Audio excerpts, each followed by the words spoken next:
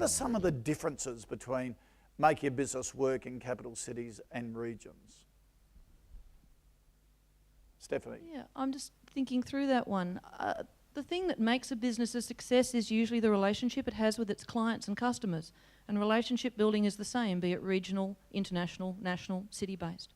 So I'd be saying take the communication strategy that's worked for you in your city-based marketing and put that into a regional mix.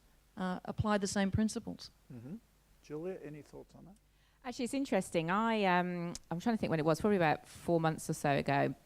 I was doing a talk in Armadale, and there were some people there who were talking about, they had a bicycle shop, and they'd had the only bicycle shop there, and all of a sudden they were getting a huge amount of competition from the internet, actually. And we talked about it, and so for them it was a real, for all of a sudden not to have basically the market sewn up. So this is the difference between the sort of the regional areas and the cities, is that there's some great advantages because you can be the only player. And then they had this massive competition coming in from the internet, so people could buy their bicycles on the internet and they sort of build them themselves.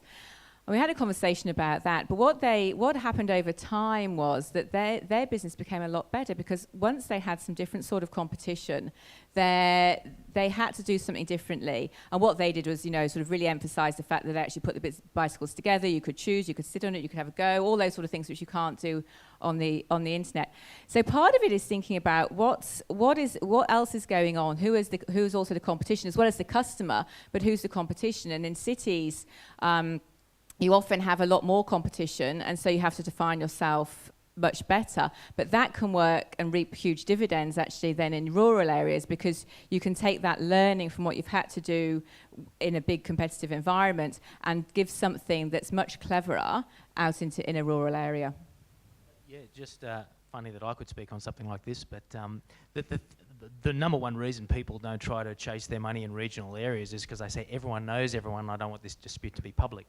That's another discussion, but it seems to me you could use that. If everyone knows everyone in regional areas, that gives you marketing opportunities that you don't have if you're trying to market to 3 million people. And you could develop a personality profile in your region, or if there's towns within a region, you could build a profile for far less money, far quicker than it seems to me you could in Sydney. And in fact, just on that story that I said about the birdseed company, the reason it worked so well was because it was a regional business, because they could get to the customers, because they could lean on them and say, come on, you don't want great big Costco to come and, swoop in and take everything. We want to preserve our own small businesses. And that wouldn't have worked so well in a city because, there's so much competition and so much choice, people would have gone anywhere.